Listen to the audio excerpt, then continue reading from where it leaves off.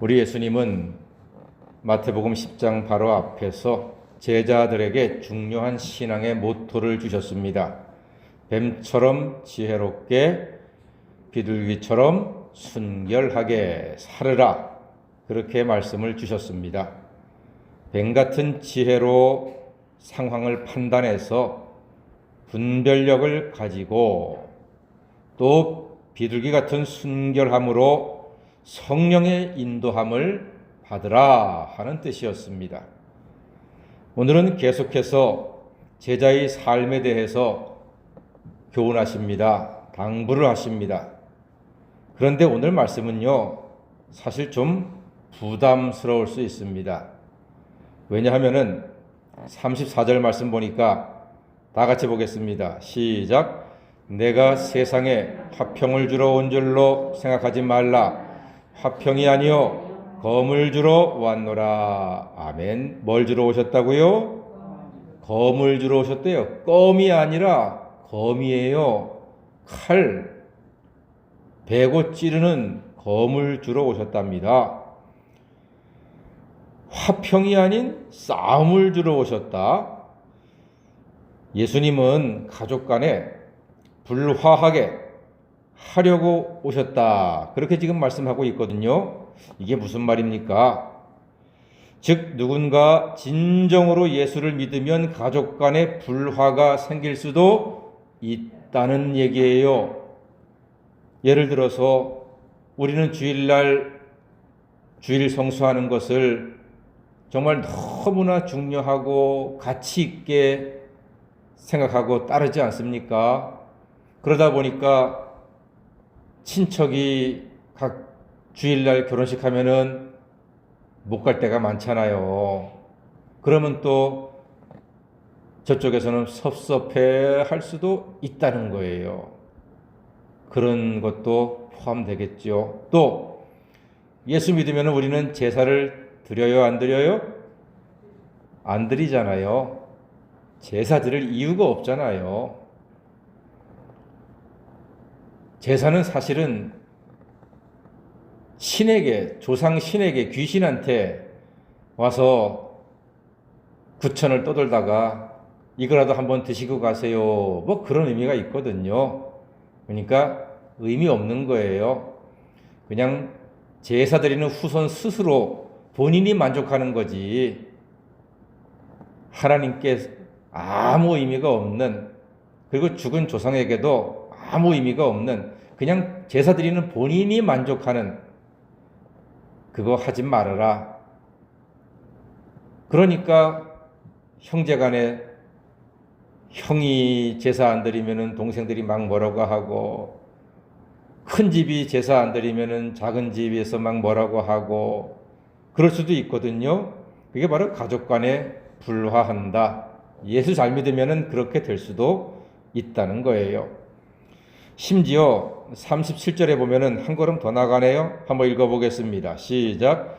아버지나 어머니를 나보다 더 사랑하는 자는 내게 합당하지 아니하고 아들이나 딸을 나보다 더 사랑하는 자도 내게 합당하지 아니하다고 얘기하고 있습니다. 부모와 자녀를 더 사랑하면 합당하지 않대요. 이 말씀은 부모와 자식을 덜 사랑하라는 말이 아닙니다. 예수를 진심으로 깊이 사랑하라는 역설입니다. 가족과 자녀 때문에 믿음에 방해받지 않았으면 좋겠다. 부모와 자녀 때문에 너의 헌신과 신앙이 곁길로 가지 않았으면 좋겠다는 예수님의 뜻, 당부가 담겨 있는 겁니다. 제가 대학 졸업하고 신학교에 간다고 했을 때 온 가족이 반대했습니다. 어머니 아버지도 신앙이 좋은 분이었지만 반대했습니다. 힘든 길이잖아요. 그리고 자식에게 대한 나름대로의 기대가 있었고, 그러니까 반대하시죠. 어머니는 몇 날 며칠을 막 우셨어요. 그러면서 집 나가라고 하면서 꼭 밥상은 차려주시더라고요.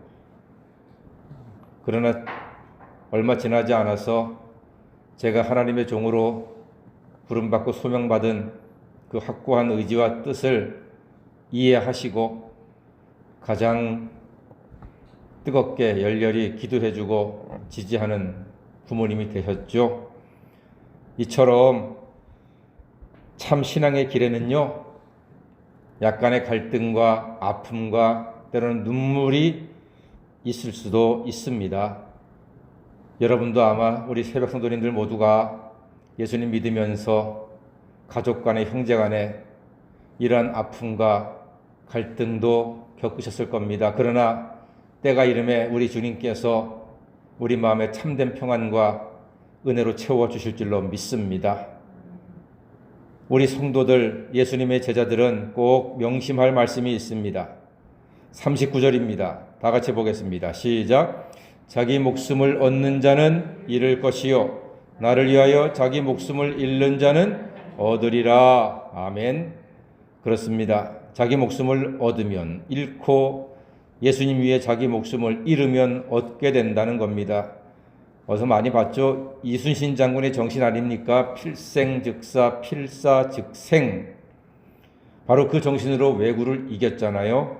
우리도 예수님 바라보고 이런 필생즉사, 필사즉생의 마음으로 나아갈 때 마귀 사탄 이기고 예수와 함께 승리의 개선가를 부르는 하나님의 자녀가 되는 줄로 믿습니다. 예수님의 제자들은 예수님의 뜻을 위해 기꺼이 자기를 헌신하고 드리는 사람입니다. 자기 목숨을 잃는 자는 얻는다고 했습니다. 부활 예수께서 우리를 끝까지 책임져 주실 것입니다. 오늘 이 말씀을 우리 삶 속에 한번 적용해 볼까요? 여러분, 주님을 위해서 자존심을 잃고 버리는 자는 주님께서 우리의 자존심을 세워주실 줄로 믿습니다. 주님을 위해서 자기의 시간을 잃고 버리는 자는 주님이 더 많은 시간을 영원까지 주실 줄로 믿습니다. 주님을 위해 자기 재물을 잃고 드리는 자는 주님이 더 많은 풍성한 것으로서 채워주실 줄로 믿습니다.